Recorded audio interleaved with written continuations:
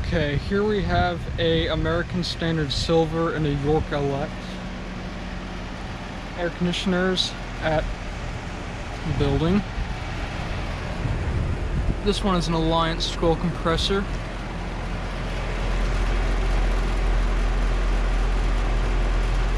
(2015) 4-ton. Spine fin coils.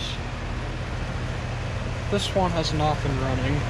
And then back here we have a York LX series air conditioner. I tried to get a startup of this, but I was recording it for a very long time and it never turned on for me, so it's unfortunately out of the question. It's actually got a pretty interesting Gentech motor in it. It does have micro channel.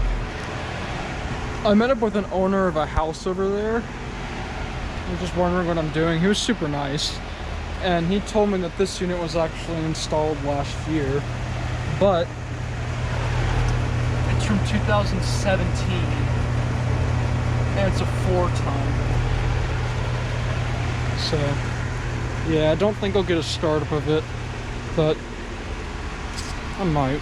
We'll see.